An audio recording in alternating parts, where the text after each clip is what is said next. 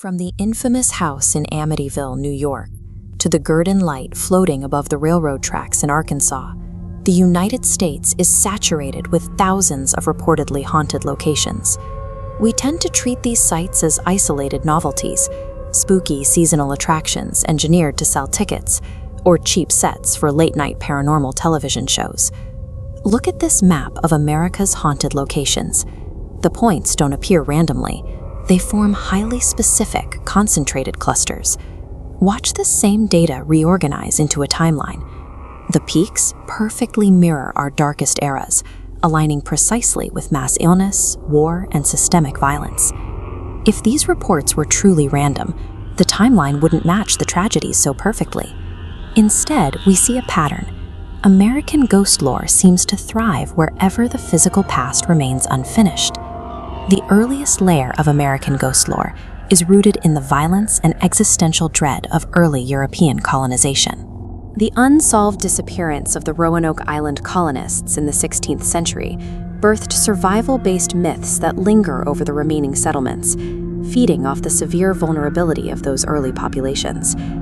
Moving down the southern coast, the narrative shifts from settler vulnerability to the systemic trauma of the transatlantic slave trade. At Ebo's Landing in Georgia, captive Igbo people committed mass suicide by drowning to protest their enslavement. That location remains heavily marked by local lore to this day. In the absence of markers or monuments, these narratives serve as a residual history. They keep the memory of these victimized populations anchored to the land, even when every other trace of their lives has been erased. By the 1860s, the American Civil War seeded the country with mass graves, creating a pervasive new layer of ghost lore. The Carnton Mansion in Tennessee was converted into a desperate hospital for Confederate soldiers. The sheer volume of death resulted in mass burials on the property, generating reports of numerous apparitions tied to the chaos. Contrast that mass casualty event with the intimate tragedy of Kenworthy Hall in Alabama, where the legend focuses on a single woman sitting in a tower window, forever awaiting the return of a fallen lover. Civil War apparitions represent a distinct shift in the folklore. Ghosts step away from being terrifying monsters. They become tragic manifestations of an entire generation's interrupted lives. Following the war, the push for Gilded Age wealth spurred rapid Western expansion. This created boomtowns highly prone to lawlessness and disease. The mining town of Bannock, Montana, was decimated by both violence and epidemics. Today, the area is defined by the folklore of executed outlaws and victims who drowned in the nearby creek.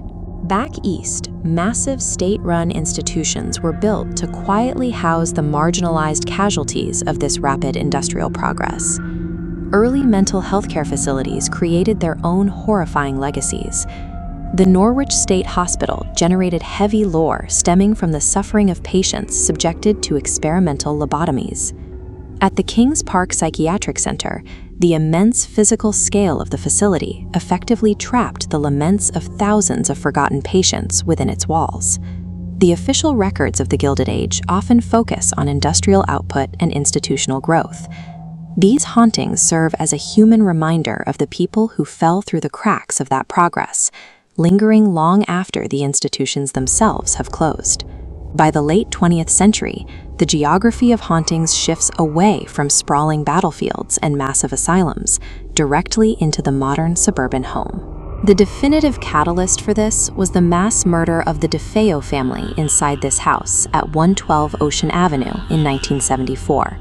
The perpetrator was Ronald DeFeo Jr. His actions proved that intimate human malice had replaced grand historical tragedy as the primary source of supernatural terror. This case changed how we engage with the supernatural. By moving the site of horror into the modern domestic interior, the Amityville Tvamenam created a new template for how we process private, localized tragedies in the media age. You can send university physics students out to the Texas desert with monitoring equipment to prove the Marfa lights are just automobile headlights, but attempting to scientifically debunk these phenomena misses the deeper point entirely. Ghost stories act as a vital memory mechanic for society. They are a coping mechanism to ensure the victims of slavery, war, and institutional abuse are not erased by time. When you encounter a supposedly haunted space, Stop asking if the ghosts are literally real. Ask what uncomfortable history that specific location is trying so hard not to forget.